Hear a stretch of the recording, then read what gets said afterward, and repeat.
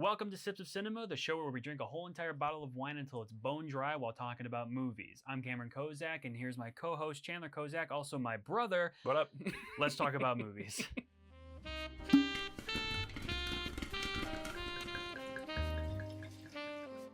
Today we're getting hyped for the upcoming release of Death of Robin Hood, which comes out later this spring. There isn't an official release date yet, but they just dropped the trailer for it last week, maybe 2 weeks ago. It looks absolutely amazing. It stars Hugh Jackman. It's directed by Michael Sarnowski, written by Michael Sarnowski, shot by Pat Scola, a good friend of mine. It looks beautiful, so let's talk about it. Less about Death of Robin Hood itself. We'll talk about that movie, but we're actually going to go through the evolution of Robin Hood in cinema. We watched about, what was it, like 7 Robin Hood movies just over the last 100 years? Well, us specifically, we watched 10 or 11 hours worth within the last week. But yeah, it's been 70-ish years. Yeah, I mean, a little bit more. Actually, no, if we consider the original, over 100 years. Yeah, it was the original, which was a short film that came out in 1912. Apparently, there was one that came out in 1908, but I did some research and could not find anything on it. There is the short film, I think it's just called Robin Hood, and it's on YouTube for you to watch. It's like 30 minutes long. You have some things to say about that. I know you do. Yeah. But before we get into that, we do have a wine picked out, and I wanted to pick a wine. What we're going to do in every single one of these videos, every single Friday, is we're going to pair a wine to whatever we're talking about. So obviously we're talking about Robin Hood this week, so I wanted to pick a wine that was native to that region, which is the UK, England.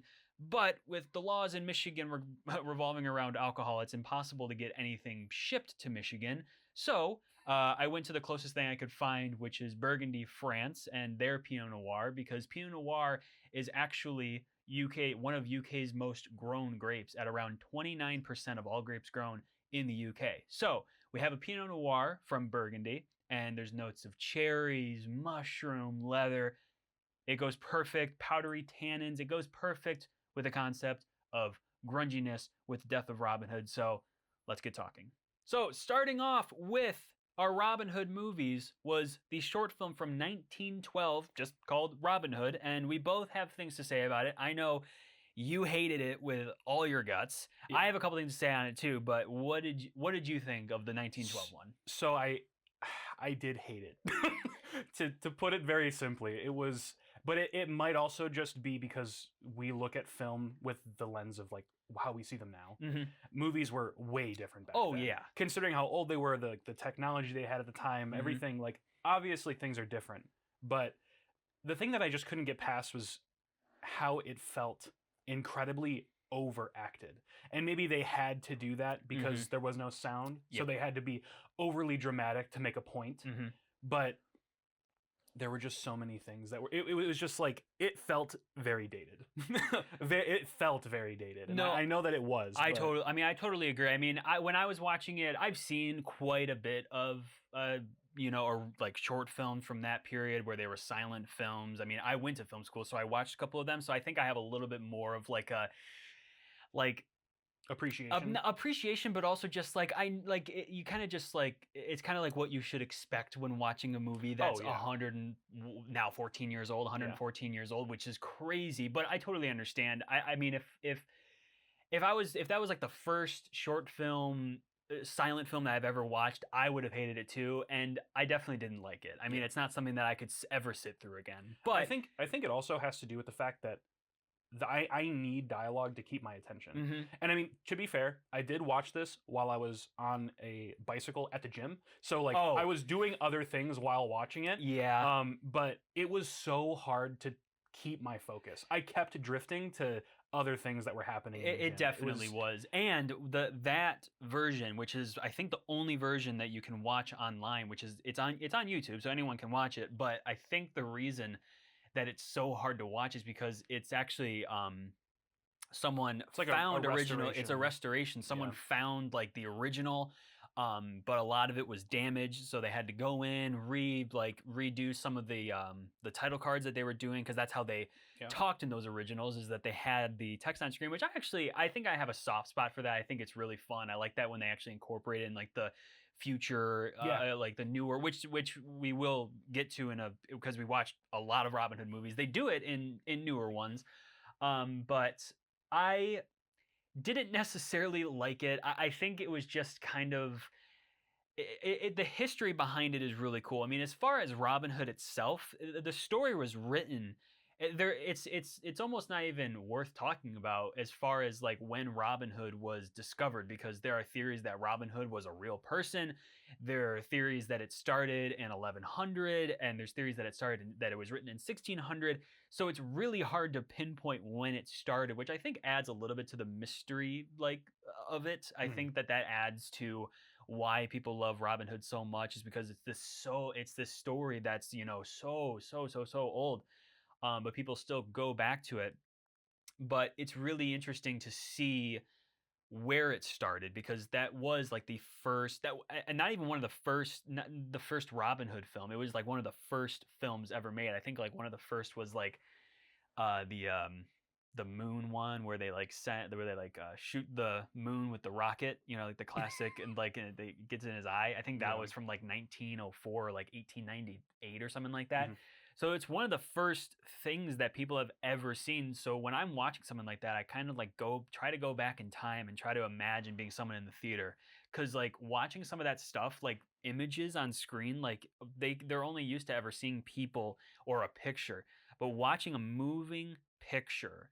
And the reason that they do overact it is because they don't really have much direction. Most of the direction was really just like, okay, do this as crazy as possible, because back then you could literally, the director could talk as much as they wanted and it wouldn't pick up dialogue. So they're constantly telling the actors, do this, all right, now do this, all right, now fake punch him, all right, now yell this as loud as you can, like do it, like do whatever you can to really get the emotion across. And that's why the movies are so like over the top, which I agree. It is hard to watch and sometimes it's funny.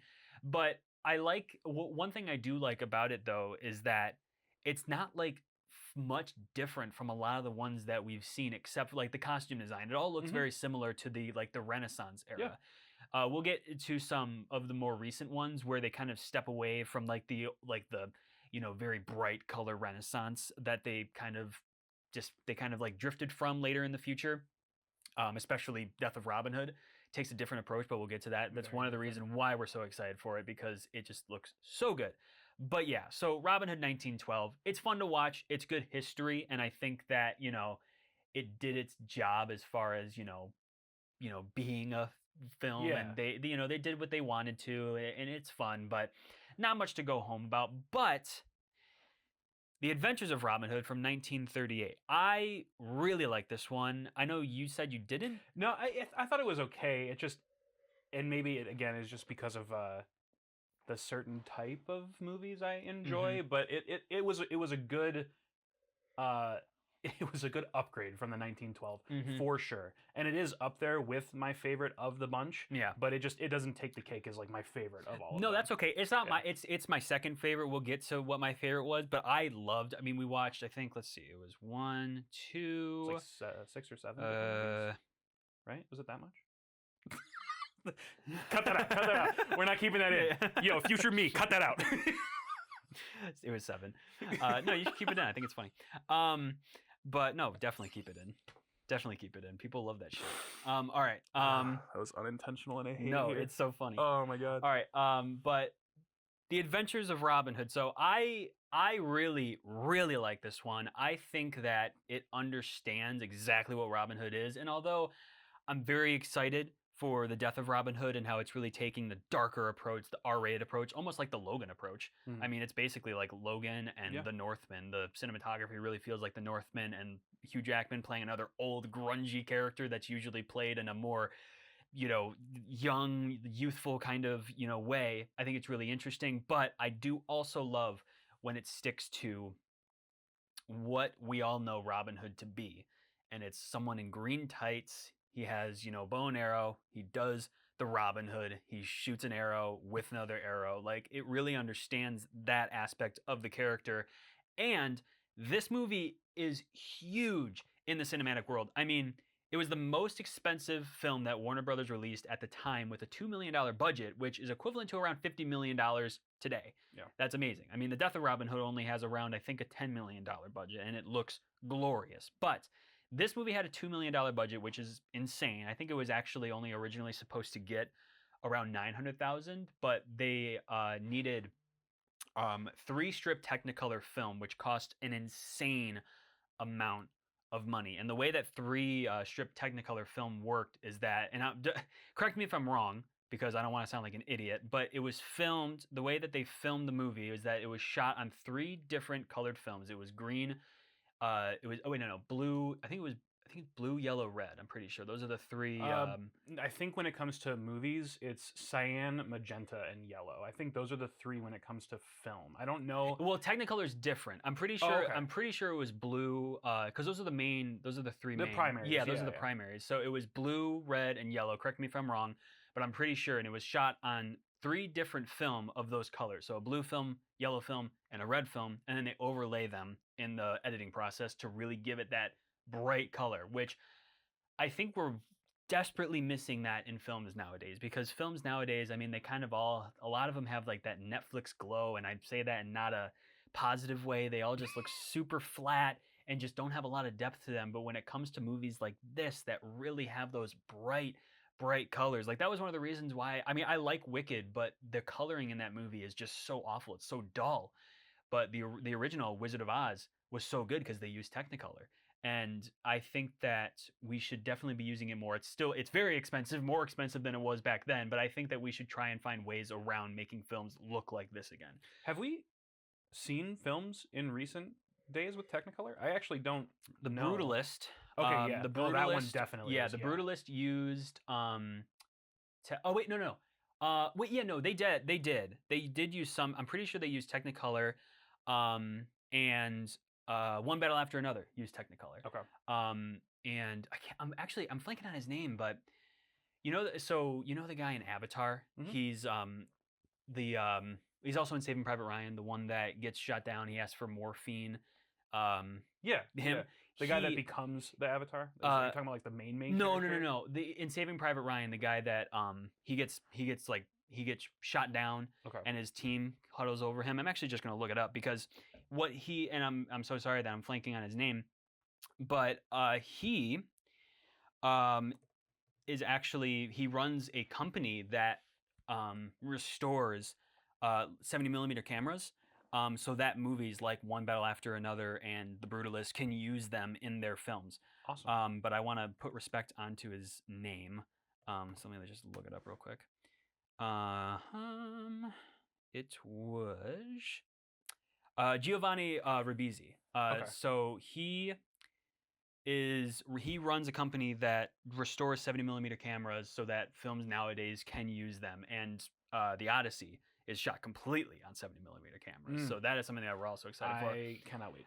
But let's get back on track, because it's really, I think honestly, when I was going into the idea of this video, I didn't expect coming out of it like really learning a lot from like cinema and how Robinhood kind of affected a lot of where cinema has come, because especially I think the Adventures of Robin Hood is like out of all the films that we've watched, it is the most impactful one on cinema, because on a budget of $2 million, it made $4 million and was considered an incredible success. And like I said, the reason it was so expensive because it has the new 3-strip Technicolor film, and the production of the film actually used all 11 Technicolor cameras in existence. And every single day after shooting, they returned it back to Technicolor. So they used every single camera of Technicolor. That's insane. It reminds me of Babylon. When I read that, I only thought about Babylon in the scene where they're filming this humongous, just epic war scene. And I'm forgetting the character's name, but he goes to get the other camera, and it's just this hecticness of just having it's the history behind these movies are just, I think are just so amazing. And about this film, there was some controversy behind the film because some people died, and some people got injured, which happened a lot on sets back then because they didn't have proper codes, they didn't have safety regulations as they do now. But this film was actually one of the reasons why they added so many more safety codes to the future of film, so that it would prevent this from happening. Because one thing, and I actually questioned while watching this movie, was how did they make it so realistic that people were getting shot with arrows. And I was like, okay, well, the only way that they could do that is if they were like wearing padding and they were actually getting shot. And I looked it up, and they just had them, and you can see it actually in the movie. You can see their backs are just like protruding with like 10,000 pillows, but they were wearing a bunch of padding and getting shot by professional archers, and every single arrow that went into their bodies with padding, they got paid $150 per arrow. Wow. So they got paid $150 per arrow that was shot at them, which is pretty cool. Yeah. Which is pretty cool. It's a big payday back then. That's a lot of money. Life-changing money. I think that's like $2,000 for like if you do that today. Like if you got shot with an arrow, that was like 2,000 times, and they got shot a lot in that movie. The arrows were also like the archers and the bows. They were also weaker back then, so don't do that now. They were weaker, but also what's fun about the arrows in this movie is that to really get the sounds of the arrows like whooshing through the air and the wind, they made huge versions of the arrows, and in the sound room they would probably not in a room, but they would launch these huge arrows and have the microphone set up to catch the sounds of them flying through the air. That's pretty cool. And in the editing room, they spliced them over the arrows in the movie. And one of the professional archers that worked on the film and has worked on a lot of other films is Howard Hill, who is a professional archer who performed a lot of the practical arrow shots in this movie. But he also played a character in the movie, Elwyn the Welshman, who has a very brief cameo in the contest archer scene. So that's cool. He was just in the movie, so that's really cool. And in my notes, and the shots where you see the arrows. Oh yeah, so the shot where you see the Robin Hood happen, which at the time I don't think it was called the Robin Hood, but it was where you split an arrow with another arrow. That was actually performed by Howard Hill. He did, awesome. And it was done in one shot. That's crazy. It was done in one shot. Yeah. And they just kept it. Wow. So he performed it and they kept it. So that's just what I mean by these films are so incredible. Because maybe I'm talking on my ass on that one, but even if it wasn't done in one shot, that's still incredible to do that on film. I'm pretty sure I read that it was done in one shot, but we'll never have the proof to that. But to do that on cam is that's incredible to me. It is the amount of just. Maybe it's a lot of luck, but also just like the passion behind these projects. Like you don't see a lot in films nowadays. When they made a film back then, they had a budget and they had to stay within it. So they did everything in their power to do exactly what they wanted with the budget that they have. And you have to cut corners. You have to get lucky. So I really like that about these movies. And at the time of this movie's release, it held the record for having the most amount of stuntmen on a set ever. Wow. And which, when you watch the movie, it's a lot of people. There are a lot of people in this movie.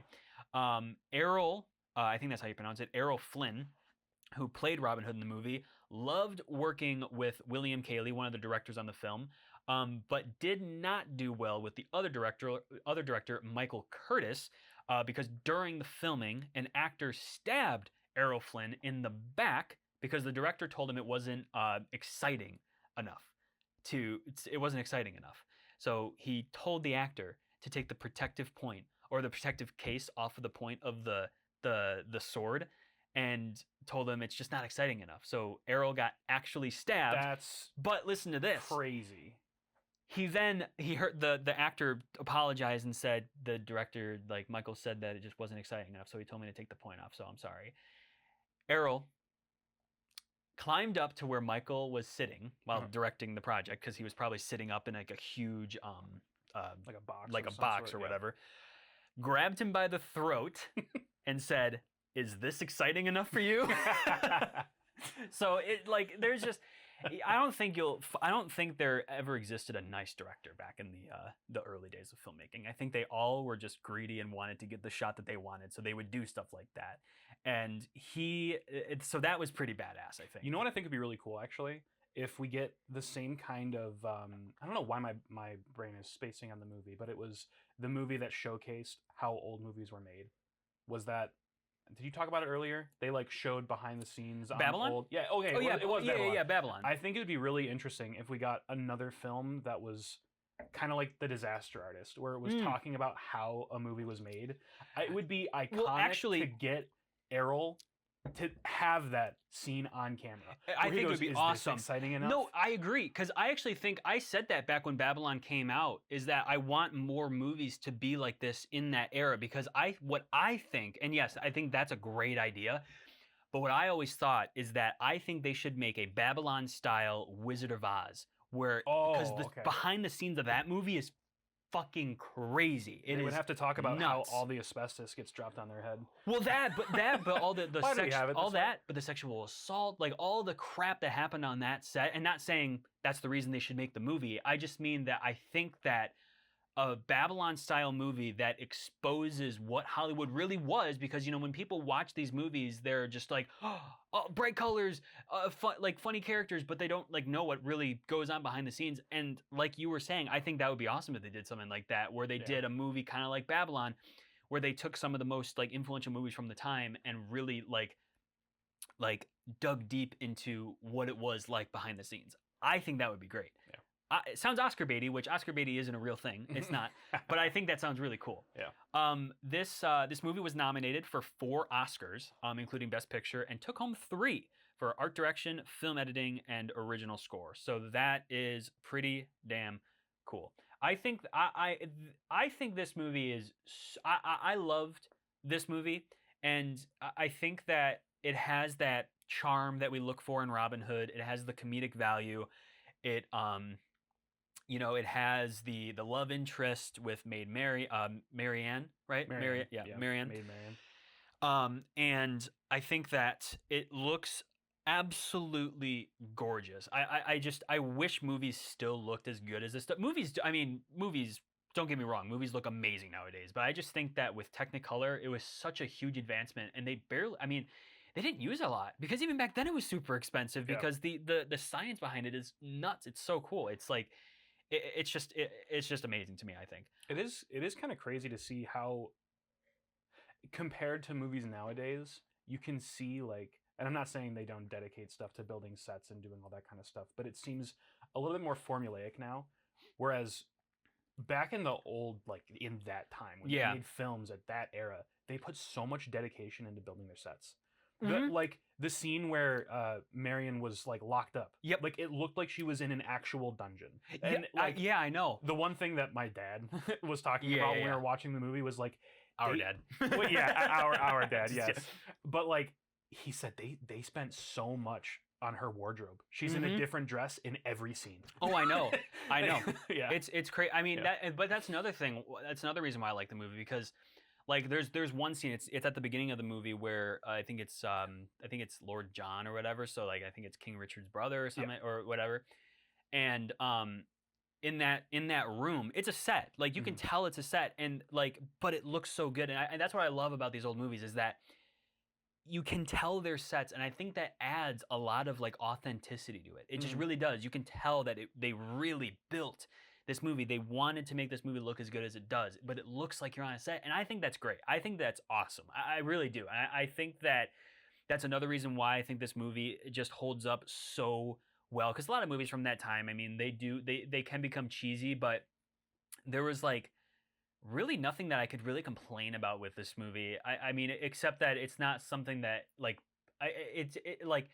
it blew my mind just because of like, the time and how they filmed it, what went on behind the scenes. It's not a movie that it's like I can consider to be like one of my favorites of all time, but I loved it so much because I think that it really shows where we were at a time as far as, how we were trying to make the best pictures as possible. Because I mean, I don't know if you would see a movie like Robin Hood being nominated for like Best Picture again. Like in today's age, Death of Robin Hood. Death of Robin Hood, I think could be, but I mean like a movie. But if it's like a true movie to the source material, like Robin Hood. I mean a movie like the 38, like with the colors, with like the goofiness. I don't think you would see a movie like that getting nominated for Best Picture next year. Not next year, but in a day like this, I don't think you'd see a movie like that get nominated for Best Picture. So we've talked enough about that, but I love The Adventures of Robin Hood. I think it's a great movie, definitely one that you should watch. I think it's a good family movie. I think it's good. The next one that we watched, so we're obviously going from, oldest to, there's like 100 to 1,000 Robin Hood movies, so we're not going to watch that many, but I did go in and picked, the main ones that most people will probably know, and actually they all kind of lined up to really, make a huge point as to where Robin Hood stands in cinema, which is a pretty huge chunk of it. But the next one that we watched, which one that Disney fans will probably have seen many times, but Robin Hood from 1973. What you'll also notice is that a lot of these are just called Robin Hood. A lot of them are just called that. The Adventures of Robin Hood is probably the most unique title of all of these. But Robin Hood from 1973, the animated movie. This was my favorite of all of them. I love this. I absolutely adored this movie. And something that I love about these old animations is that it takes so painfully long to draw these movies. They actually take the rough cut of some scenes and use them in other animated Disney movies. And you've probably seen videos on your TikTok of like, I think it's like the Jungle Book and one other movie, I forget. But there's like this dancing scene. And when you line them up, it's the same exact scene, same tree, same whatever, but they'll have different costumes on because they needed to cut corners. And that's what I mean by these movies are so cool because like you can tell like that they're like authentic and you like they needed to cut these corners. They needed to do that. Also, Little John, that's Baloo.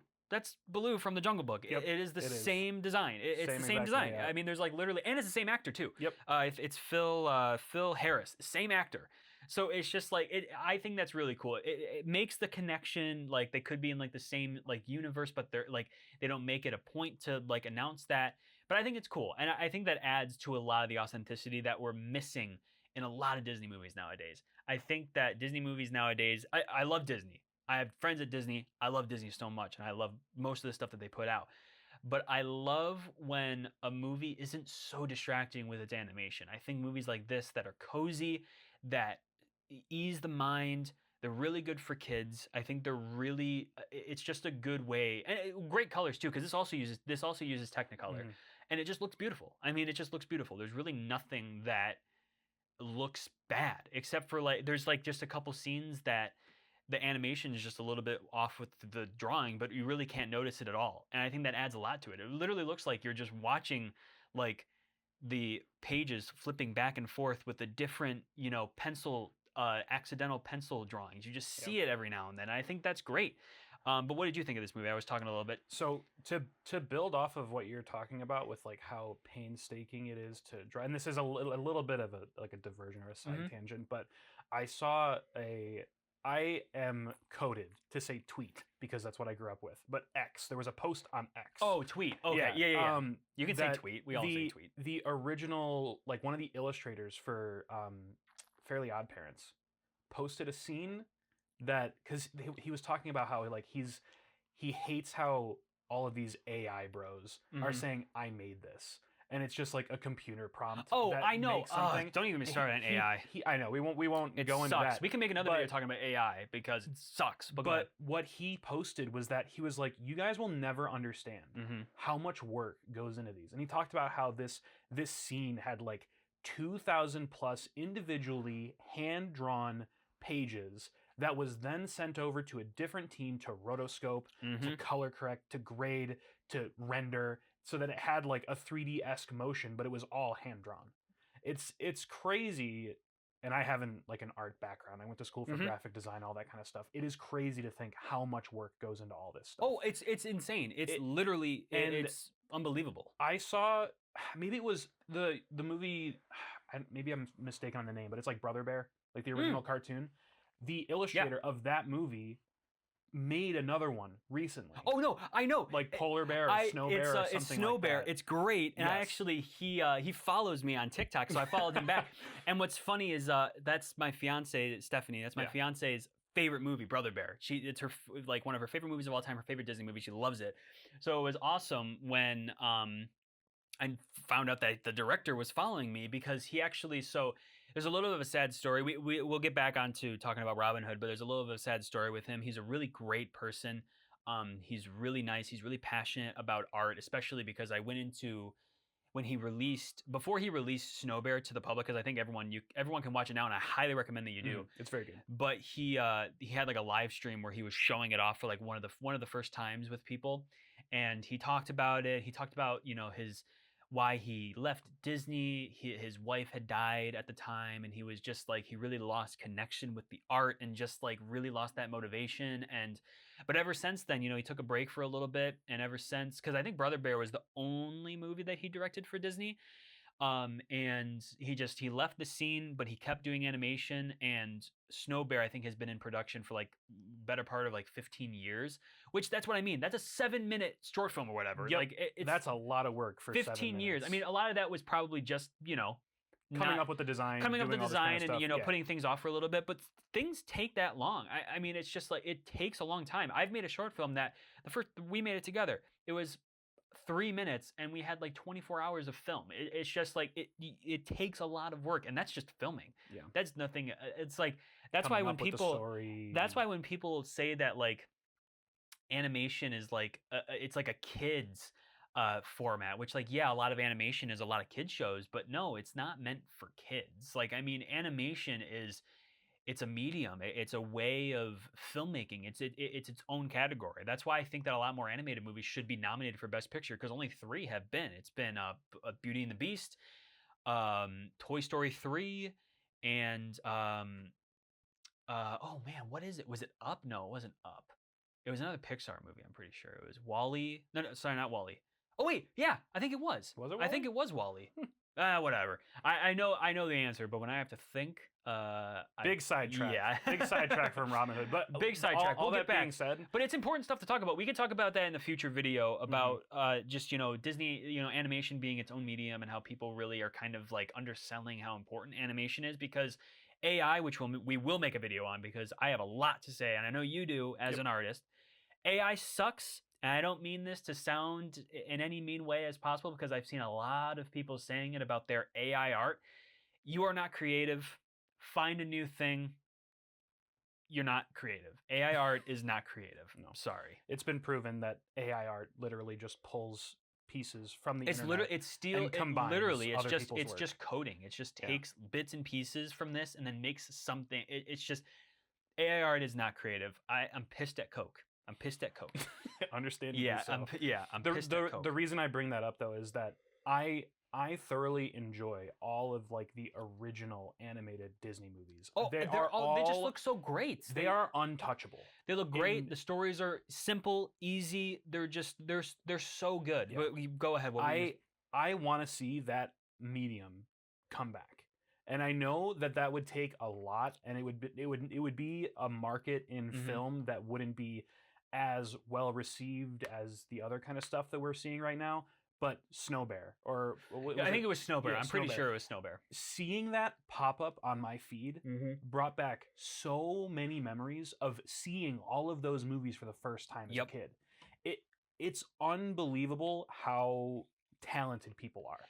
And on your topic of making a video about like all things Disney and doing that kind of stuff, they have so many different little small like proprietary technologies that people don't even know about. Like how they filmed the animated sequence in Mary Poppins. They have a specific piece of technology that they developed that there's only like 1, maybe 2 of, if you consider the prototype, in the world. It's nuts. It's crazy. We're side tangenting a lot. Yeah, I loved the animated Robin Hood. Very, very high on my list. Yep. It's a feel good movie. It's a more feel good version than the feel good of Robin Hood. It's basically Adventures of Robin Hood, but just like the animated version and animals. I mean, that's basically it. I also, and we'll talk about this more with the future Robin Hood movies, I like how they change the story of the characters in each one. It's never the same thing. Yeah. Maid Marian is never like, she's not always like the princess or like a highly devout person or I love how they change the story a little bit, hints of it here and there in every little movie that they make. They do change it a little bit, especially in the newer ones that I've noticed. Newer like ones in the ones for in like sure. the 90s and like 2000s, they changed her a little bit. But yeah, I think 1973, easy watch. It's not too long. It's great. I mean, it's awesome. But also, I just have a fun question on here for you. For me or for the audience? For you. Okay. So, and this is the only one I have on here. Okay. So apparently, this is the first Disney movie at the time to not have any humans in the film since Bambi, which released 31 years prior. Okay. And this was the first Disney movie to not be greenlit by Walt Disney himself. True or false? What year did this come out again? 70? This was the first Disney movie to not be greenlit by Walt Disney. So I'll No, say and I'll say what, it again. What year was the movie from? Is what I was asking. Oh, 1973. But I'll say it again for the audience. So Robin Hood from 1973. This was the first Disney movie to not be greenlit by Walt Disney himself. True or false? I would have to say, well, I feel like it would be one that wasn't greenlit by him directly. Was it the first one? I would say yeah, maybe, but I don't know. It's so hard to tell because Disney's been around for so long. I'm gonna say it's true. That it's the first one that wasn't. It is true. He thought that the folklore, and I actually thought this too while watching it because it's pretty dark. He said he thought the folklore was just too violent for children, which I tend to agree with because there is. It is kind of grown up. They actually do incorporate a little bit of violence into the movie and a lot of dialogue that you wouldn't hear in a lot of Disney movies nowadays, like, I'll kill you or whatever. Yeah, or just like you're gonna die. But yeah, so yeah, it was true. That was the first movie that he didn't greenlit. The one thing that I really just couldn't stand was the depiction of John. The brother, the prince. Is it John? I think it is. Is John. it? It is. I think it is John's Prince John. Okay. Okay. But we're not messing that up. I'm pretty sure it is. It's Yeah, either I that or think so. James, but I don't think it's little James. because there's Little John and Prince and. Oh, maybe it is James. Maybe it's James? Prince James. I'm gonna look it up. It's crazy. We've watched so many. We've watched It's so just many of like- it this week, and we still don't know. It's crazy. But his depiction, I understand he's supposed to be this like immature, not meant to be king. It is Prince John.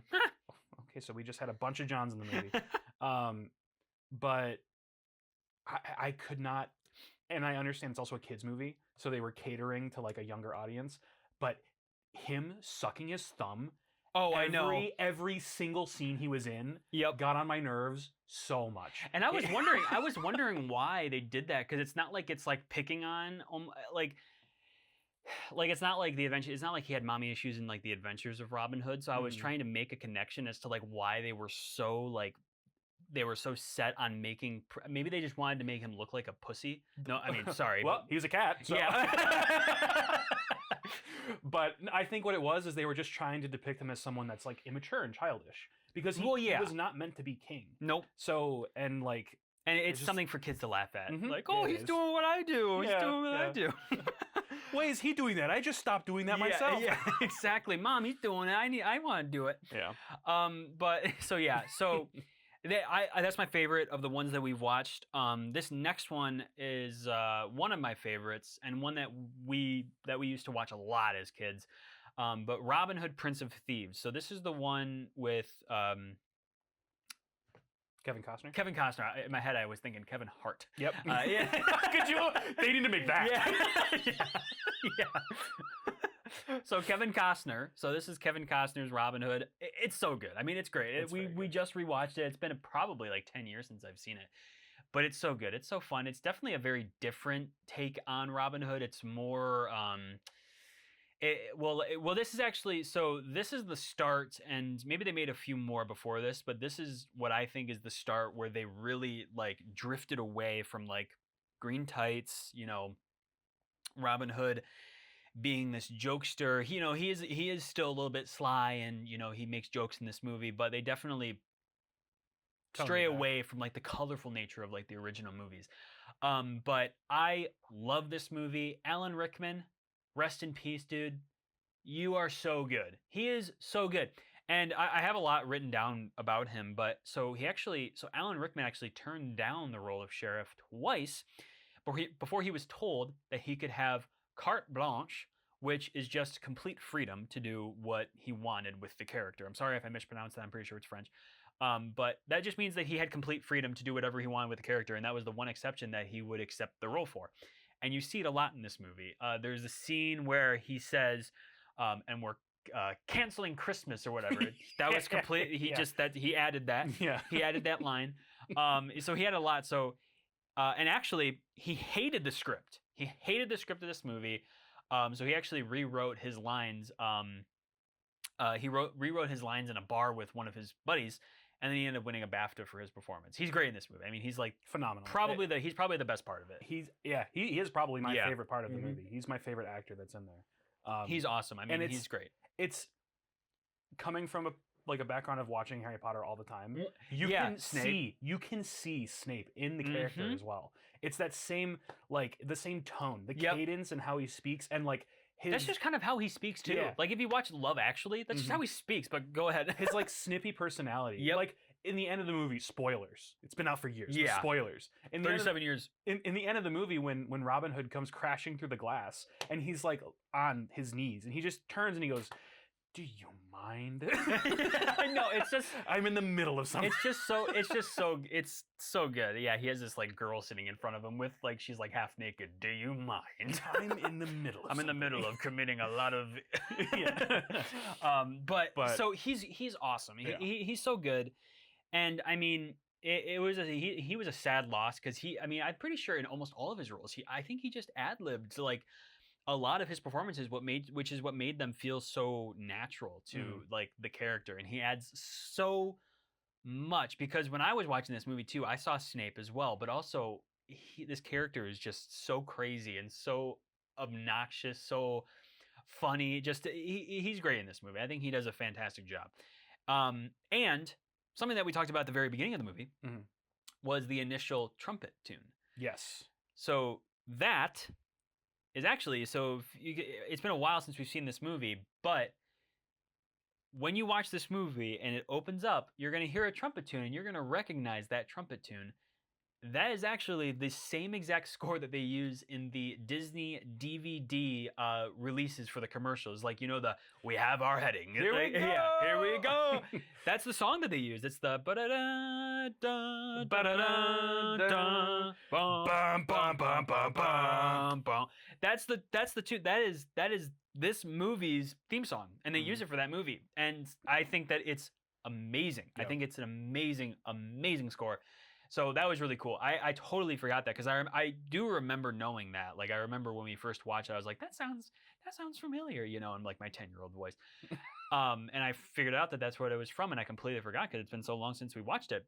But so that's really cool. That's definitely one of my more like favorite facts about this movie because that's crazy, and also it just brings back so many memories. We gotta protect physical media. Mhm. It is going away. It is Yeah. going away. We need fun commercials like that. We need to hype up DVD releases because streaming services can just go away. They can just go away and you won't be able to watch movies. You need to buy physical media because they're going to stop producing it. Yeah. So you just need to buy it.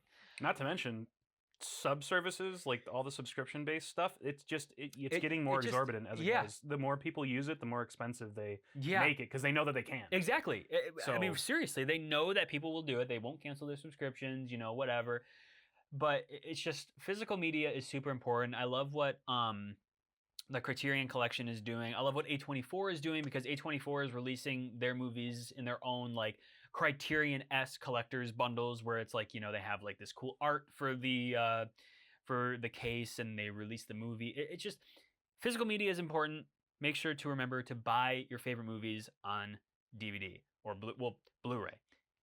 It'll make you look cooler.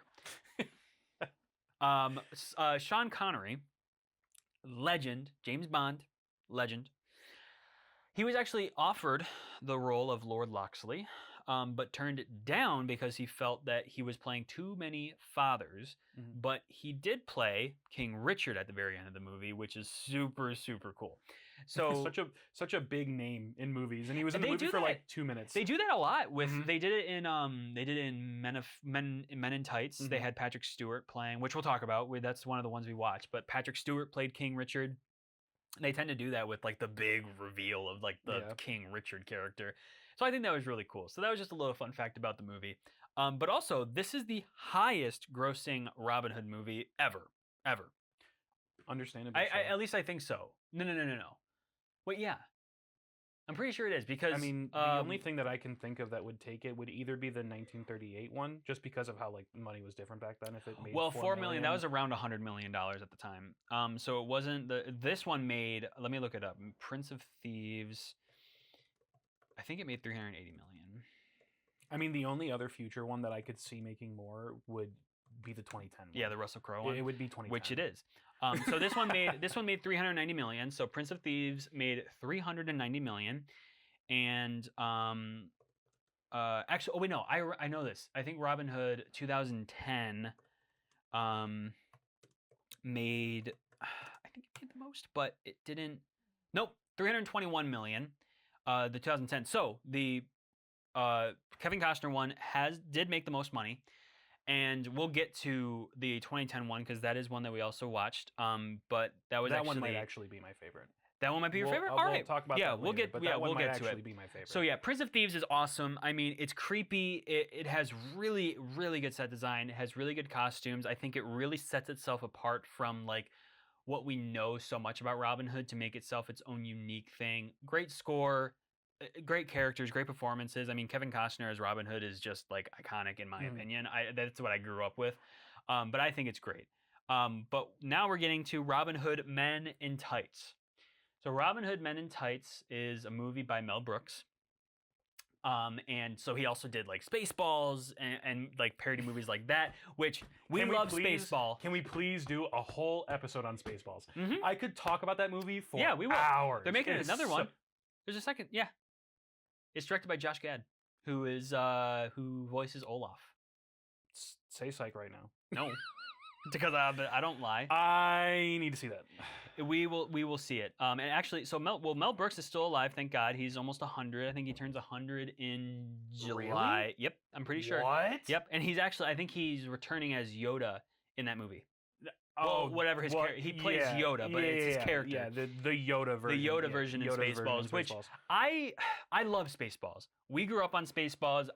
This is the first time I ever watched Men in Tights, just because I just me too. Never interested me, and maybe if I had watched it a long time ago, I'd have more appreciation for it. But as I was watching this movie, I just didn't like. It's basically Men in Tights is basically what is it? I think it's basically. The 1938, it's basically Adventures of Robin Hood. Just satire. And just the satire version. Mm-hmm. It's basically just the satire version. And it has a few calls to the Prince of Thieves because it came out, I think, 2 years prior. Mm-hmm. So it has a couple calls to that movie.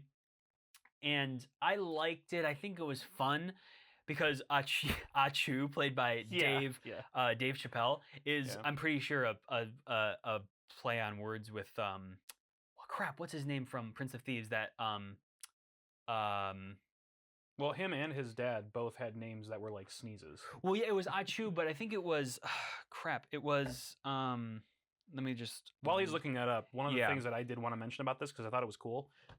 Little John and I think there was one other character. It was basically like the movie was like a pre-telling for all the future Disney dads. Yeah, because the dad from Good Luck Charlie, and the dad from Wizards of Waverly Place, both of them were in this movie. Wait, huh? The dad from Wizards of Waverly Place, he was one of I don't know if he was one of Robin Hood's like men, like in his group, but not like one that was shown. Look it up. Look it up right now. Actually, yeah, what? He was in it. Yeah. There were two different eras of Disney, two Disney dads. That's insane. I did not. He's probably really low on the casting. Probably, but yeah. Because I don't even think he had like a speaking line. But he was in a scene. Eric cheering. Allen Kramer. So, wait. He was in a scene like cheering. I'm like 99% sure I saw him. I'm like. He's a little bit heavier. He lost a lot of weight for Wizards of Waverly Place, probably. But let me see. Wizards. I'm just gonna look up the actor's name because I don't know it off the top of my head. So David DeLuce, and let me look at his. He was not seeing it. No, he wasn't it. I'm almost positive. Maybe he was. You know what? He might have, and maybe it was one of his first. Which I don't know. That movie came out in '93. So was blank in Men in Tights. Was Dave DeLuce? Because he has such a distinguishable face. Oh my God! Yeah, he was in it, right? Villager number 11. Yep. That's what I mean. So he probably didn't get like a high enough credit. Yes, David DeLuce was in Robin Hood Men. I am so shocked that you saw that. Yep. So yeah, Villager number 11. So David DeLuce, if you're watching this, which I know you're probably not, but Cool. He caught it. I didn't. Yeah. You got a podcast too, I'm pretty yeah, sure. he does. Yeah, he does with the female character. Yeah, one of the female characters. Yeah, Yep. I can't remember what her name is, but Neither do I. Selena Gomez's friend in the show. We have seen Wizards of Waverly Place. It's just been a long time. One of my favorites. One of our favorites. And Good Luck Charlie is one of my favorites. Like one of my, because it is a newer as far as it was like a newer Disney era, shows. It's newer era, but they still don't make them like how they used to. He's great. Have you seen I don't think you have, but have you seen American Pie? I think it was the reunion one. No. I think it was if it's like a newer version of it, then no. But if it's from like a while ago, I've seen them. I think it was either American Pie 2 or American Wedding or one of them. He's in it and he plays a stripper and it's hilarious. It's so funny. But anyways, so yes. All the dads from Disney were in this movie, which is awesome. And I think he actually plays. So he plays Little John, the dad from Bob Duncan. He plays Little John, so he has a bigger role in this movie, and it's great. He's so good. He plays Thor in the Incredible Hulk, the original. Yes. Yep. Yes, he does. That is like insane lore, by the way. That's like imagine saying that my dad is Thor. Imagine saying that you've played Thor and Bob Duncan. Like that's crazy. But I think this movie's funny. But what I was talking about Dave Chappelle. So Dave Chappelle plays Achu, but Morgan Freeman played Azim. So it's Azim and Achu. So I think it's a play on. I think it probably. I think they connected the names. What was the dad of Achu's name in Men in Tights? Because that one's probably a little bit closer. Like maybe his name is a sneeze or something like that. And that's that would be hilarious. That's closer to Azim or whatever. You might be right. I have no idea. I don't remember. He was in the movie for a very short amount of time. He was at the very beginning. Men in Tights. Which, like, again, speaking of how they like change the lore and everything, isn't that character like the character design? Oh my gosh! It was a sneeze. I told you because it's a sneeze and a chew. yeah. I'm forgetting it already. Yeah. But yeah, so it's a sneeze, and in the original it was Azim. So I'm pretty sure a sneeze is the play on Azim, and then a chew. I'm pretty sure they connected the names. Yeah. But so I think it was funny. I think that it has that Mel Gibson charm. But I think because Spaceballs came out in '89, I'm pretty sure, or something like that. It was an '80s film. But that movie just had so much more. Like I feel like Men in Tights almost felt like just a regular Robin Hood movie, but with a few jokes throughout. At least in Spaceballs, they actually like made play on the characters. So they had like the Han Solo, they had Pizza the Hut. They had. I have so much to talk about this movie. Yeah, by the way. We'll make another video because it makes me want to talk about it right now. When they released so many cool things. When they released the trailer for Spaceballs 2, which I think it was shot. I think it's done. So whenever they release the trailer for that movie, we will talk about it because I have a lot to talk about that movie too. I think it's great. You probably know just as much as I do about like all the different like secret lore behind character designs and all that kind of stuff. I just think that that's kind of what was missing with this. Like if Robin Hood had like a different like persona or something like that, but he honestly just kind of felt like a Robin Hood character, which is fine. I mean, it's fine. It's a funny movie. You know why I think it's like that though? Why?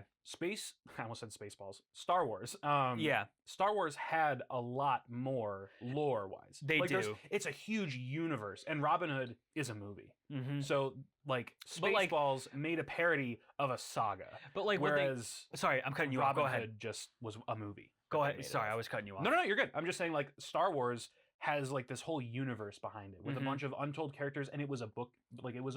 True. Like, so there's a lot more characters that they could build off of and make satire for and connect all these different stories. Robin Hood shoots an arrow, and that's how it always is. Which is which is true. But what I'm saying is like what they could have done, and I don't know if we're in a day and age where we could make a movie like this. Probably not. I hope if you have to lead into that with that sentence, probably not. No, I mean, probably. It's not bad, but like Little John. What if they did Big John, but actually hired a small actor to play it? Because Little John is always is whoever plays Little John is always someone that's just like the opposite of Little. Yeah. So and that is like in no way meant to offend anyone. I just think that that's what Mel Gibson is all about. Is always about trying to push those boundaries, and I think Get like that a 6'7" Robin Hood and then a 5'4" Big John. yeah, and I think that that's kind of what the movie was missing, because I think they could have had some funny scenes where, like, when Robin Hood comes across Little John or Big John for the first time, and he has to like face off against him to prove his worth. I think it would have been funny for him to, like, I don't know, run into the person or something like that. I don't know if that sounds too bad, but it's you know,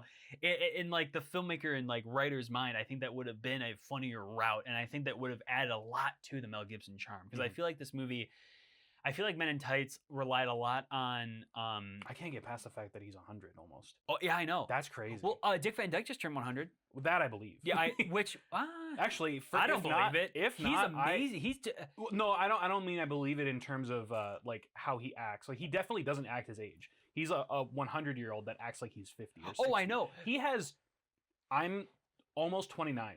He has more energy than I do. It's crazy. It's crazy because he was in we'll get back on Robin Hood, but he was in the Mary Poppins that came out in 2018. It was like Mary Poppins Returns or something like that, or like 2020, or it was I think it was during COVID.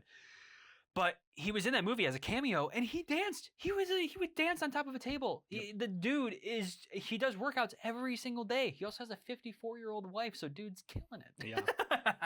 Side tangent again. Yeah. Chitty Chitty Bang Bang, amazing. Oh, Chitty Chitty Bang Bang, phenomenal movie. Chitty Chitty Bang Bang is great. That's a great movie. That was a really good way to put it. Chitty Chitty Bang Bang is Chitty Chitty Bang Bang. It is Chitty Chitty Bang Bang. It just is what it is. Bangs and chitties. All right, so on the topic of Dave Chappelle, because we were talking about how the names kind of lined up, but this is his first big acting role, which he was in another movie. I don't know the name of it, but he was in another movie as a background character, but he didn't get an acting credit for it. This is his first big acting role, which I think is pretty cool because he's in it a lot. But yeah, so Robin Hood Men in Tights, really fun. It's a funny movie. Not my favorite. I mean, it wasn't one of my favorites of like the ones that we watched, but it was good. So what are your final thoughts on it? The thing that I focused on most was all the Disney dads, just like seeing them in the movie. I do think it's really, I think it was a good satirical performance, but I am kind of in agreement with what you're saying, where like you wish it was a little bit more like Spaceballs. Yeah. But I also just think that it's because there isn't enough source material to make it that good. Yep. I do like how overly dramatic they were with like their emphasis. It was okay. I'm gonna set this down because I'm gonna use both my hands. I think that this was a good representation of how the 1912 one was acted, because they were overly dramatic, but in a good way. They were like when they were doing like the archery contest, and he shot the Robin Hood. Yep. The guy in the audience was like, "Hey, split his arrow in twain." Yeah, and when he know. said twain, this huge glob of spit just flew forward.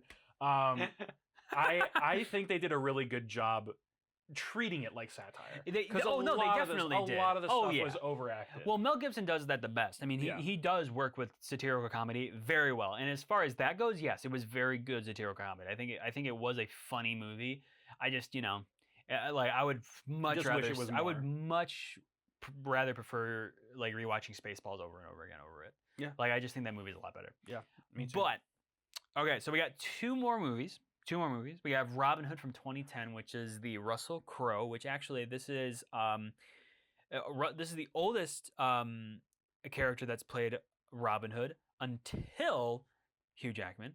But Russell Crowe was the oldest actor to play Robin Hood at 45. Sean Connery, who actually, so we talked about Sean Connery earlier, he also played Robin Hood in Robin and Marian, who he was 44. And then Kevin Costner was 35 in Prince of Thieves. So we've kind of covered like some of the oldest actors to play Robin Hood. And Hugh Jackman, I'm pretty sure I think he's almost 60. I think he's like 57 or something like that. Really? Yeah. He's supposed to be 57 in the movie? Or do you mean like in real life? Hugh Jackman himself, I'm pretty sure. Oh, I thought you were talking about like the age of Robin Hood in the movies. I was like, that dude looks, he does not look 50. In the movie, he's probably like 70 or something. Yeah, I would say probably climbing closer to 80. Yeah, but no, he's in real life, he's like 57. But like the actors themselves, like Russell Crowe at the time was the oldest to play Robin Hood at 45. Which is pretty cool. Oldest depiction of Robin Hood. Oh, no. Which like might also be true aside from Hugh Jackman, because Russell Crowe's character visibly speaking at least, was way older than the other Oh yeah. Robin Hoods. Oh, for way sure. older. Well, yeah, no, for sure, Mhm. for sure. I mean, even Kevin's Kevin Spacey. You are every single Kevin. Every other Kevin. Other than Costner. Every other Kevin.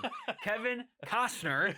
Even Kevin Costner, I mean, he was 35 when he made the movie, but he still looked like youthful and like a little bit more like energetic as far as the character goes. But we were talking about big budgets earlier. So there was actually going to be a sequel to this movie. So Ridley Scott directed it, and actually when I was first starting to watch it, I didn't know that. And I was like, this really feels like a Ridley Scott movie. Like just the set design, the scenery, it just really looked like a Ridley Scott movie, and it ended up being a Ridley Scott movie. But there was going to be a sequel, but it never happened due to its poor box office numbers. So it made 350 million. It made 350 million, which, yeah, that sounds like a lot of money.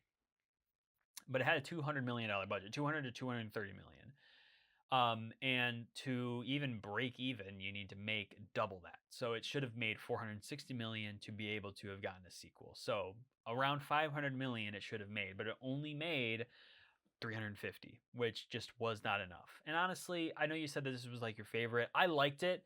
I think I have it above. Yeah, I do. I have it above Men in Tights. And I liked it.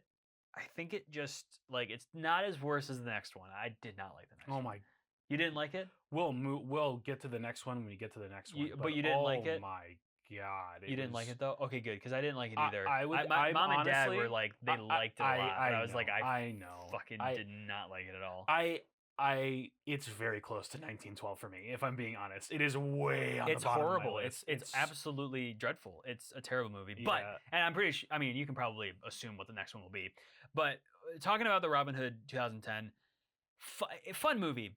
And actually, after watching the next one that we have on our list, I had a lot more appreciation for it because I was like, man, at least it didn't suck that bad. Because I liked it. I think it was fun.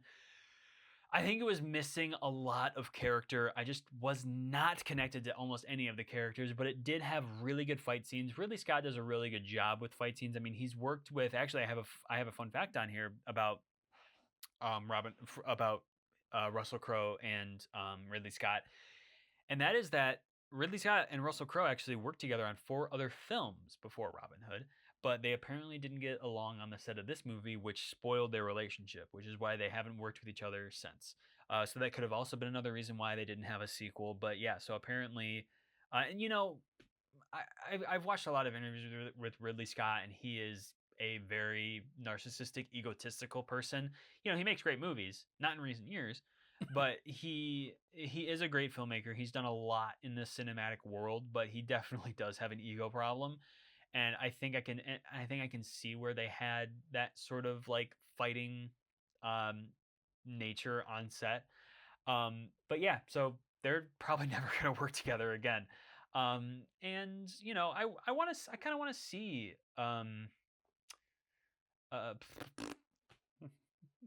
actor names. Yeah, Russell Crowe. Russell Crowe. I had Kevin Costner on. He's my the mind. movie guy, by the way. Yeah, I know. I also have autism, and I'm just like we all little hint of the tism. It runs in the family. It's fine. But anyways, yes. So Russell Crowe, I want to see him in more like big, like fun, big movies like this, because I did have a decent time with it. I wasn't connected too much with the story, but I think the action was there. I think cinematography was there. Set design was really cool, and I think that it did a really good job connecting itself to the time, unlike our next movie, which sucks absolute horseshit. But like I said, let's see. While he's thinking, I do have quite a bit to say about. Oh, this I do movie. have one more thing, but go ahead. So this one, probably for not. I tried to save you something. I tried to. It's okay. I drink a lot more. I tried to save you. It's okay. No, it's actually working out great. But yeah. Okay. So for this movie, it's way up on my list. It might actually be my favorite for very different reasons. Mm-hmm. Not necessarily because it's a Robin Hood movie, because of the way that it's done, but because of how they tell the story. For me, I think the fact that Robin Hood wasn't even Robin Hood. I did like that. It wasn't. So for those of you that haven't seen it, turn the volume down if you don't Spoilers. want to be spoiled, but like, who cares at Yeah, this who point? cares? My favorite part about this movie was that Robin Hood wasn't Robin Hood, and he had his whole sub story Mhm. that happened because of it. So the idea, the whole thing of the story was this guy Robin Longstride, I think was his actual name, something like. Longslee? It was like Longslee. I think it was Stride because Was it Long Long Strike Stride? or something like that because I think it had to do with a sword. It's something like that. You can look it up and correct me while I'm talking if you're wrong, or if I'm wrong rather. You might But be right. I think it's something like Robin Longstride. They were on combat, like in the field with the king. The king dies. Robin of Locksley, the actual Robin Hood, right? He tried to reclaim the crown to take it back, and then on his travel back, he got ambushed. In this movie. Yeah, he got ambushed and he died. And while he was dying, Robin Longstride found him and said, "You have to take this sword back to my dad. It means a lot. It's family heirloom, whatever." So going back, because he didn't want to be persecuted as this guy that killed the king, because he wasn't, he took on the persona of Robin of Locksley. Came back, the dad's blind. He knew it wasn't his son. The wife of Robin Hood, Robin of Locksley, was Marion. Yeah. So then there's a whole dynamic between this Robin that isn't her Robin, but is a Robin, and then they become a thing. It became this whole different side tangent of like Robin Hood lore, where like Robin Hood isn't Robin of Locksley. Robin Hood is just the character that stands up for the people. Yep. It doesn't have to be the Robin of Locksley. And I love the fact that not only was it not Robin Hood of Locksley that did all this, but that he had his whole, and I think this would have been a perfect sequel if it ended up getting one, where they focused more on the Longstride character. Like he was abandoned by his dad. Yeah. It was his whole opinion throughout his life. And then he found out that he wasn't really abandoned. His dad was sticking up for people and they killed him. And it just, for me at least, it gave a lot more character to the idea of Robin Hood than the other movies. And I loved the subdiversion that the movie took. It took a completely different approach to who Robin Hood actually is. And that's why it's up there for me. No, I mean, I completely agree. I know that in terms of other things, it doesn't like stick with the whole Robin Hood sequencing, so I can see why it wouldn't be like up there as the better movies. But the complete subdiversion for me was what made it my favorite. Also, the sheriff or whoever it was made me want to watch Sherlock Holmes. Oh, I know. So that's what I was thinking too. What's his name? He plays such a good villain. He's awesome. He also played, was it the Englishman or the Watchmen, or what's that movie called where the 2018 Robin Hood is also in there? And oh yeah, no, he was in the Kingsman. He plays the governor and the Kingsman, Mark Strong. I knew his name. Yeah, Mark Strong. Well, you don't know any great. actor name in this video, so. But yeah, he plays a really good villain, and he does. He's great. I think he only plays villains. Well, in the Kingsman, he wasn't a villain. Right, he wasn't. Yeah, he plays a lot of villains. Though. Yeah, he does. He plays a lot of villains. He's just an amazing actor, in my opinion. And like watching it, was that the same era that Sherlock Holmes came out in? 2010. Was it think around it came there? out, or was Sherlock Holmes later? I think you're. I think you're on the nose. I'm pretty sure they came out around the same time. I think it was 2010. The second I saw him on screen, I was like, I gotta watch Sherlock Holmes now. I have to. 2009. Okay, they were right around each other. Yeah, 2009. Yep. So it was like like one after the other. He plays two great villains. He is a great villain in Robin. In Sherlock Holmes. Yes.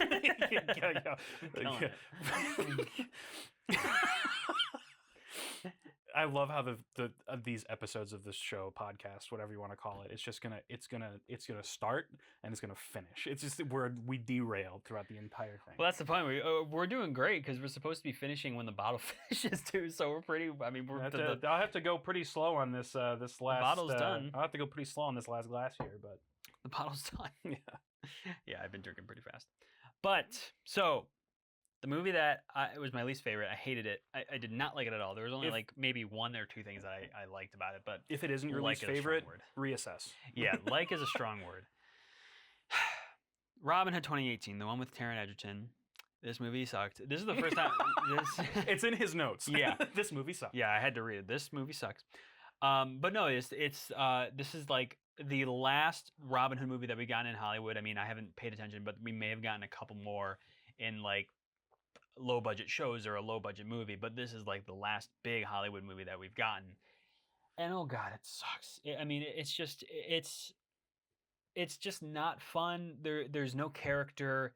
I think that the director, I'm flanking on his name, but he hasn't directed a lot. This was like his first big, like it was like his big movie, which I'm like, Yeah, that sometimes I really question how like and why Hollywood give like big budgeted movies to directors that literally haven't directed anything. And I can respect that, you know, directors need to start somewhere, like they need to direct their first project, but like to give this movie had I think like a $200 million budget, or actually I think it was actually, you know what, I think it was a little bit less than the 2010 one. I think it was like 100 million.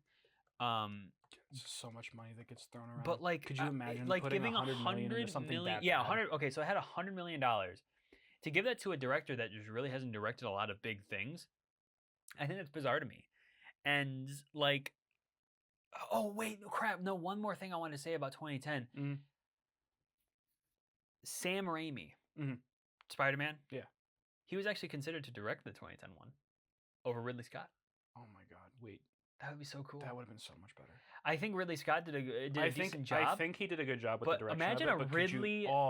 So I'm gonna re-say all this stuff so that I can put it on TikTok. But so clip farming at its best. Yeah. But so the 2010 Ridley Scott, Russell Crowe Robin Hood movie was actually almost directed by Sam Raimi, which is pretty cool.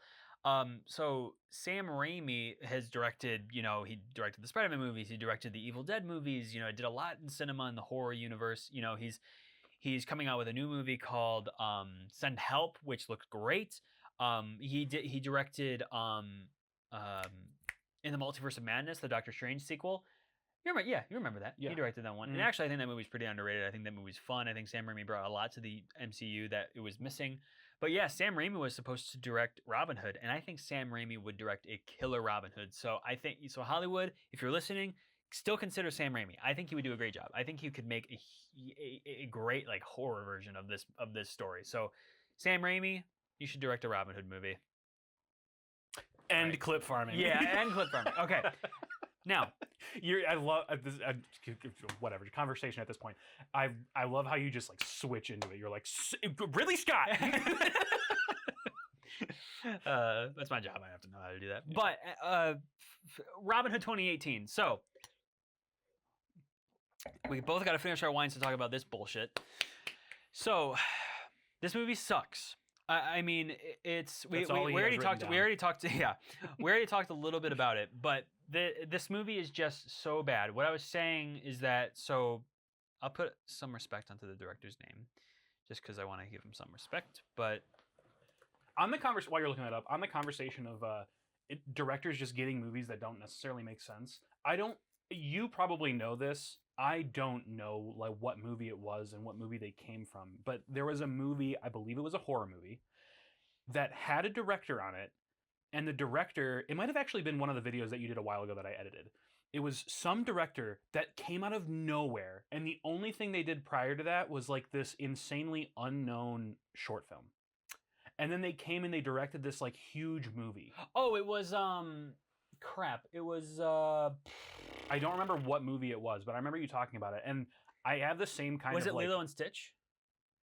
Yes, it was Lilo and Stitch. Yeah, so yes. Lilo and Stitch. So it wasn't a horror movie. But maybe it could be, because it wasn't that great. So actually, I don't know if it was the director. I think it was either the director or writer. So the director of Lilo and Stitch. Of Snow White. I was thinking of Snow White because that's the other live action Disney movie that we got this year or last year. But the director, I think there was two directors on Lilo and Stitch, but one of them directed Marcel the Shell with Shoes On, which was a YouTube sensation, and then the A24 picked it up and made a movie about it, which I didn't watch all the way through, but I've heard it's amazing. But I think it was the writer, because I think, yeah, it was the writer. It was. And it was the same thing for Flight Risk, which I didn't think you saw, right? I saw it. Did we see it together? No, oh, okay. But I saw it. It sucks. It was awful. And the writer has zero writing credits. So it's just like I don't understand. Like I don't, and that's like I got some flag for it. Not like people hating on me, but some people were just like, people gotta start somewhere. Like people write stuff over and over and over and over and over again until they get a job. But until they get a job, and I was just okay, like that's fine. But like someone that has zero writing credits, they're gonna be in charge of writing a movie that has like a $30 to $50 million budget. It doesn't make sense to me, and they haven't done anything at all. And when that movie came out, there was an announcement that this person, whatever his name is, whatever their name is, said that they got like a show, like Netflix picked up a script from them, and I'm like, I think this dude's fake. I think this writer is fake. I do. Yeah, I think he's like it's fake. a moniker I think of it's another I think person it's or something. AI. Maybe this is too whatever Down the rabbit hole. But like I think they do that. I think they actually do come up with fake people It wouldn't surprise and make me. a name for them. That's what Ethan and Joel Coen, the Coen brothers that did No Country for Old Men. So there was a rule. I don't know if it's still a rule at the Oscars, but they had a rule at the Oscars that you can't be. It was something like you can't be nominated for like 3 different categories. So you can't be nominated for directing, writing, and editing. So you can't be, if you do all that stuff, you can't be nominated for all those awards. Them, yeah.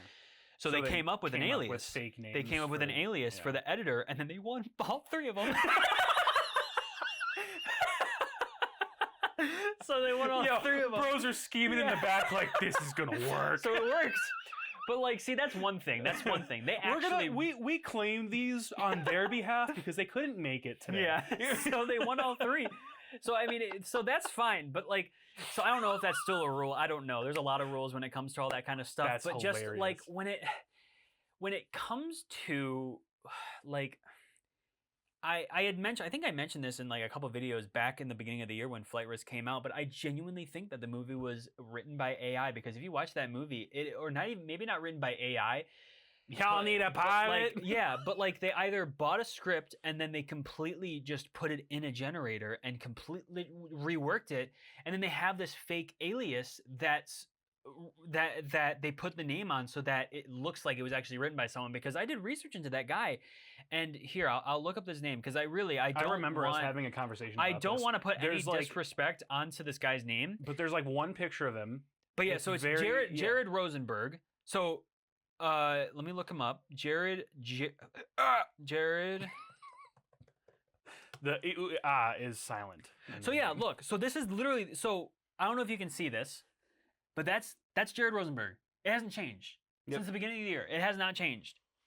One picture. That looks like a real picture of him, and that's 1 year ago. And AI was AI was at its one point of its peak, and it could do stuff like that.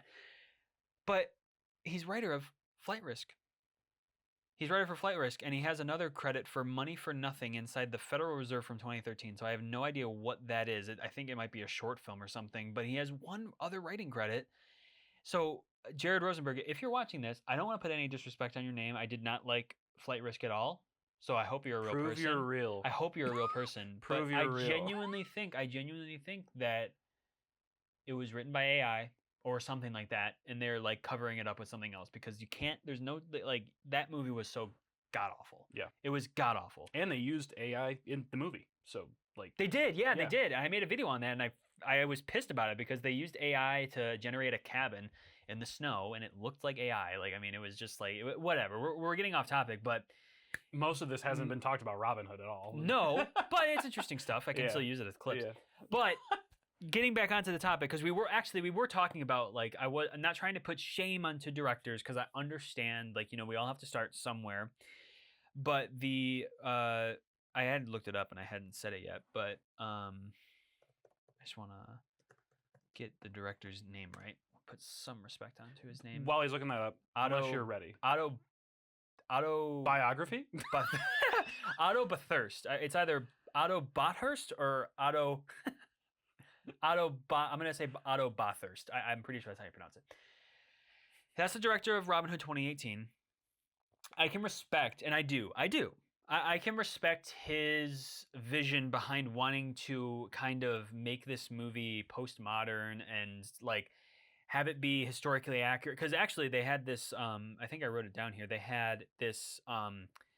So the reason that this movie is set the way that it is the costumes that the way that they are, is that this movie is actually set around this instructed third third rule. So they made a third of it historically accurate, they made a third of it contemporary, and they made a third of it futuristic, because there were scenes in the movie where they were wearing t-shirts and I was like, what the fuck?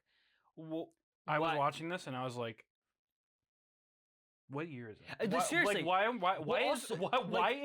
is Marion wearing a leather jacket? I know. Well, there's a scene at the end of the movie, or close to the end, where they're like at this party, and he's literally wearing like a suit and tie, or something like that. Like along that, it might not have been a suit and tie, but it was like when you watch this movie. I hope you don't, but when you watch the movie, you'll know what I'm talking about. He's like wearing a suit. It just doesn't make sense. Like, I can understand the governor wanting as well, to. or is that who you were talking about? The governor? No, I was talking about Taron not the governor. The sheriff. The sheriff no, I has wasn't. This, like, the sheriff just has this trench cloak. Exactly. And like, what are we? What? Exactly. It just did not make sense. Which I can respect that, like wanting to do something like that to make it a little bit different. Because when they released this movie, the director, he came out being like, he wants this to be like the new. This is like the new like. The new wave of Robin Hood, like for the new world. It's just like, this is bullshit. It's just like, this is not what people want. They don't want. And at the beginning of the movie, in the scene where it's the first fight scene where Robin Hood and Little John meet each other, but it's the automatic like metal arrow machine. Yeah, crossbow. It was like a crossbow, but it was like crossbow. Shooting it like a machine gun. And when I was watching it, I was like, I am not gonna make myself feel stupid. This definitely did not exist in that era. Yeah. It definitely did not. It didn't. It didn't exist. I looked it up. It did not exist. That was one thing that they made up for the movie. And it's like, okay, cool. You want to do something that looked cool. But like, this is not like, if they were going to do something like that, if they wanted to make a Robin Hood movie, because they made Baz Luhrmann, who did Elvis in 2022, he made a modern take on Romeo and Juliet, which was literally everything was modern. They used guns instead of swords. They used modern language, and that was interesting. They made it good and interesting. This movie just sucked. It was like, oh yeah, we're gonna have little bits of historical accuracy in this part, and then we're actually gonna insert an actual machine gun, which they don't. But they're gonna do like we're gonna put this amount of like modern stuff into this movie because it's cool. It's like, you know, it would be a really, really fun satirical movie. Robin Hoodie.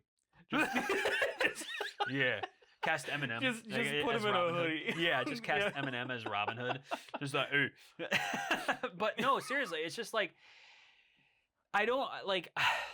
I really can appreciate when a director wants to do something different, but if their reasoning behind wanting to do something different is just like, oh, it's just we're gonna do some of it modern and a little bit of this that, like, but we're not gonna have any like actual meaning behind it. Like, why is it modern? Are we trying to set a sort of like, are we trying to send a sort of message out there as to like, actually times aren't so different, like, you know, we're in a age that's, you know, 1,000 years into the future from when the story was written, but actually times aren't so different. No, actually times are very different, but we're just gonna make it look futuristic. It doesn't make sense. It doesn't make sense. And I think that that's exactly what Romeo and Juliet was trying to do, is that it was setting itself in a modern world, because it's a story that's very much reminiscent of modern times, even though there's a lot of dramatization in that story, but you can connect it to modern world. And I think that that's one thing I absolutely hated about this movie. I think it absolutely sucked. Also, CGI, terrible. Bad. Right? It was terrible. It was bad. It was absolutely awful. And, I don't think I think there is literally only one thing that I can say that was good about this movie. And what's that? The sequencing that they showed were, because in this movie, John was depicted as Azim. Right? Like that character. Well, Azim. It translates to John. They do switch characters in this movie. Yeah. Little John is more of a mentor to Robin Hood in this movie, but yeah, John. Yeah. So John in this movie. The only thing that I liked was the sequence that showed him becoming a better archer. How to load from the other side so he can shoot 2 arrows faster. Yep. Being able to hold 3 from his quiver and rapid fire. Like, that kind of stuff, it gave a little bit more character to Robin Hood. Yep. But it didn't make up for the rest of the movie. Yep. Like, the rest of the movie was just awful. Like, It was bad. There was like the satisfaction in watching the sheriff die. Sure. Yep. That was cool. That was good because he so fucked bad. everything up. But like the rest of the movie was just like, okay, It was all right. bad. When is this gonna be Because over? like I remember being in the theater and watching the trailer for this movie, and there's this scene that I saw in the movie that it was in the trailer, but it's like in the training montage between Little John and Robin Hood, and like showing him how to like shoot arrows faster, how to be more. Because I did like that too. He was like, don't shoot it from don't shoot it from the left, shoot it from the right, so you It'll can save you a second. so you can reload faster. That I could appreciate because it felt like there was some character there. But then there was one scene where like the Little John put up another target for him to shoot, and he just was, and then like Taron Egerton was just like, boom! I hated that scene. I was like, dude, I hated that so much. Oh my god, that was not talking cool. about overacted. Yeah. That was the worst it was thing so bad. in modern also, cinema it took I've him like ever 3 seen. seconds to fucking shoot it. It was just like, he was shaking so much. It was so bad. It was so. He could literally. It would have been faster if he just literally turned around and shot. It was why so did bad. you have to make me relive And that I scene remember in my head? feeling that way in the theater when I watched that, because the movie's whatever, 8 years old now. I remember watching so that trailer bad. probably in 2017, and seeing that trailer, and I remember seeing that scene, and I was like, that is just so uncool. It was so just bad. so bad. It was so bad. It's okay. So the way that I can put it is like a 7th grader is trying to impress his crush. That's what I was thinking too. I was thinking like, this feels like someone trying to be like, he thought he did something cool, Like, so hey, he's just gonna watch smile. this, and like throw a piece of paper behind him into a trash can and just completely. We've all been there. We've Just all been there. completely fucking miss. We've all been there. Yeah, we've all tried. Bad. It's like trying to like you said, like throw a piece of paper into the trash and miss, but you're still gonna smile. Like, Yeah. I threw that shit. Yeah. I threw it. It was so bad. But it's such a bad. I mean, it's a bad movie, and so the reason that I think that this movie had a big didn't budget. get a sequel is well, because no, but it had a. It's weird because it had a big budget. Like $100 million is not a small budget. That's a big budget, No, and not it at had all. terrible CGI. But the production of this movie was postponed because it was postponed indefinitely. Because Oh, wait, there was supposed to be a sequel. no. This movie itself. So the production, it was postponed. Oh, Yeah, I'm the sorry. produ- okay. no, I was the- gonna say, the I was like, production of keep this- that postponed indefinitely. No, Just keep so it there. no, because the production of this movie was postponed indefinitely because Taron Egerton was actually was filming Kingsman: The Golden Circle, so the sequel. And because the director wanted him so much, he just could not see anyone else playing Robin Hood than Taron Egerton. So they completely paused the movie until he was done filming Kingsman: The Golden Circle. Bad call. Bad which, call. Bad call. That is Bad like call. Bad call. well- I'll say it one more time just for emphasis. Bad call. it's a bad call, but also like doing that on any film that costs so much money. I'm sure that ate up probably at least 10 million of their budget. Almost definitely ate up that much of their budget because that means they have to do a bunch of rescheduling. They have to figure out, how they're going to get their actors to be flown out in time. Like it takes a lot of money. Like, I mean, and that's just like, I'm so surprised the director had that much say in the movie because a lot of directors nowadays don't have a lot of say in their movies. And I think they're trying to bring that back, is giving a lot of directors, which is what I love about A24, is they give directors a lot of creative freedom, almost 100%. I'm pretty sure they give directors almost 100% creative freedom, which is why They're so good. you get movies like Eddington, which I think I have to rewatch. I didn't like it at first, but after thinking about it, I think I would like it on a rewatch. But like, they're so good. A lot of them are so good. They give directors creative freedom. And I feel like they gave this director too much creative freedom. I think it fucking sucked. And, it hurts to say because I try not to pick on movies too much, but when a movie has this much budget, when we see a movie like like The Electric State that came out last year with a 300, yeah, I'm getting a little ticked off, but $300 million. Talk about like a Ponzi scheme or a cover up or something. That's what I was saying. It was awful. It had to be money laundering. It had to be $300 million. It was like $300 plus million. How are you gonna make a $300 plus million and release it on a streaming service? That is just the stupidest thing ever. Was it a Netflix original? Yeah. Yeah. It well, didn't even get. Maybe it got like that's a why week. it was stream only. But It may have gotten like a week in theaters, but I don't even think it did. I think it was directly to Netflix, and that's crazy. That is absolutely crazy. So I always like movies that get like Fast 10. Was it Fast 10? Was it Fast X? Yeah. So yeah, the Fast and Furious 10 movie. Oh, I hated it. It had like a 200-some million-dollar movie, it's a $1 million budget, and I don't think it made its money back, and it sucked.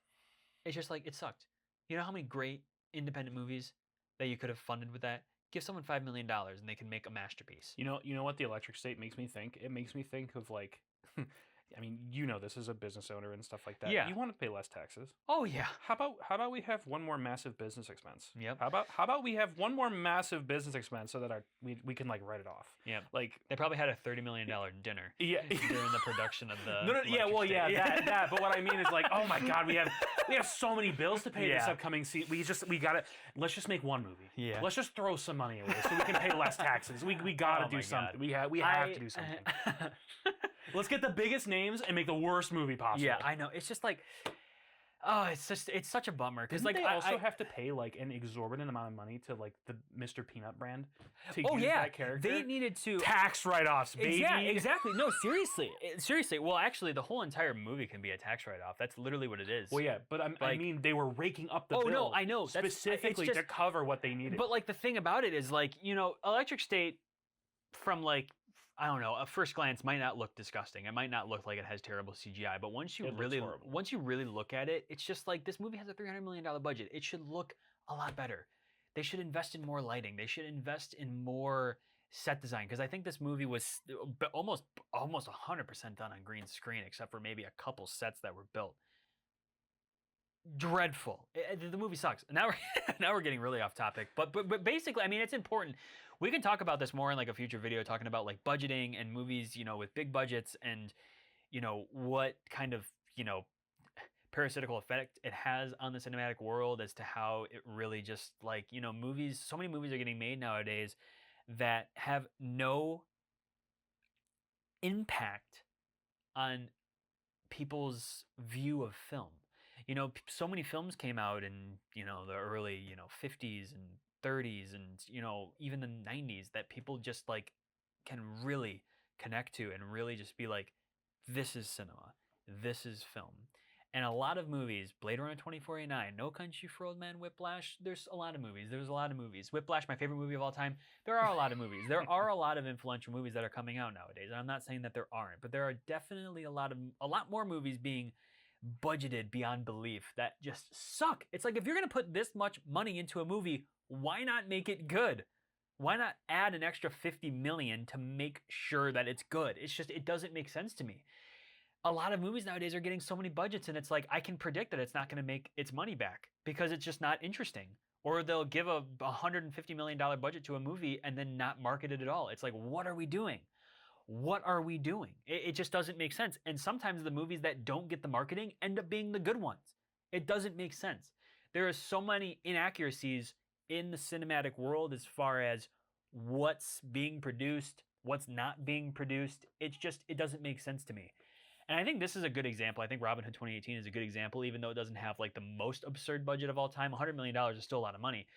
And it, I think it only made 86 million.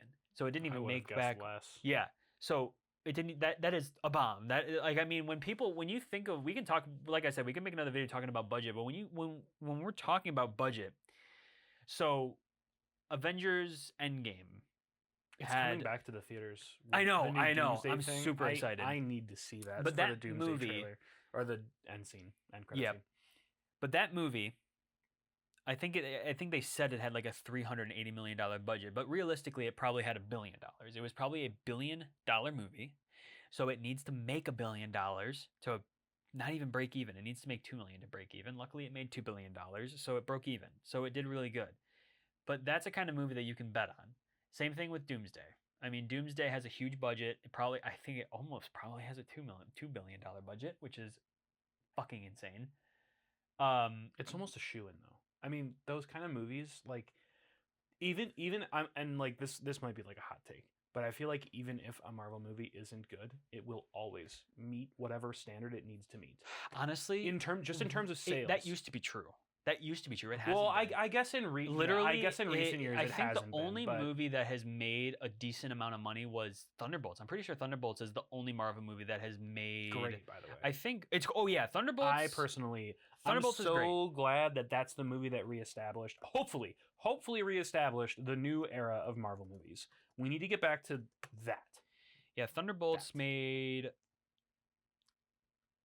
$382 million on a $280 million budget. So I mean, it's plus, not but terrible, but it could have made more. And I'm pretty sure Fantastic Four. We're definitely in a new age of Marvel. This is so much stuff we could be talking about in future videos. So we'll save it. We'll save it for future videos because this is important stuff to talk about. Because the budgeting movies is a huge thing. It's a lot of reasons why a lot of people can't make the movies that they want to make because they're not getting the budget that they want. They're putting budgets into things that shouldn't be made. Blah blah blah. It's all a marketing. It's all a marketing scheme. They're only going to make the movies that they think are going to make money. That's why you need to fund it yourself, which is not a bad idea because you can make a really good movie on $0. So, but true. But Very true. The Death of Robin Hood. Very excited for it. Very, very excited for The Death of Robin Hood. It looks phenomenal. It looks absolutely amazing. I love Michael Sarnowski. He directed Pig, which we're going to make another. Which we actually, I watched that movie this morning. Yeah, we rewatched so it. We rewatched it. It's so good. And I'm since that movie came out, I've been just hyping it up so much ever since I watched it. I'm actually pretty decent friends with Michael, and I'm good friends with the cinematographer Pat Scola because I love the way that movie's shot. And Michael Sarnowski wrote and directed The Death of Robin Hood. Pat Scola shot it.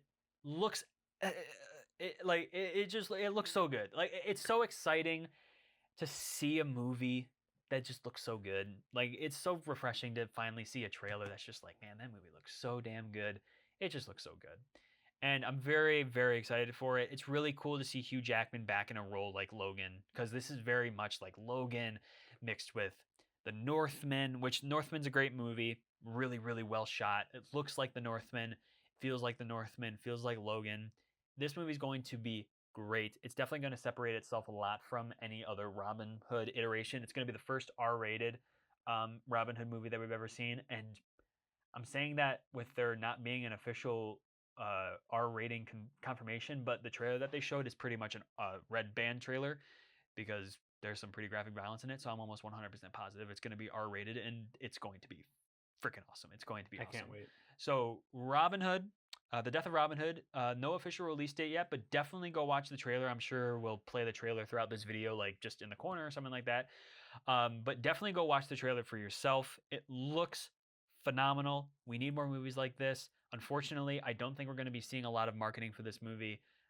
So do your best to spread all you can about this movie. I think it looks amazing. So yes, we are very excited for it. But that brings us to the end of the first episode of Sips of Cinema, the show where you can come to watch people talk about movies while drinking an entire bottle of wine to really get into the mood. But yes, so we are very excited to continue doing this. We are going to be releasing episodes every single Friday, so make sure to stay tuned for every single Friday where we talk about anything new in Hollywood, anything new in cinema, anything new with what movies are coming out. But yes, very excited to continue this path. That'll put a cork in it. We will see you next Friday. Bye.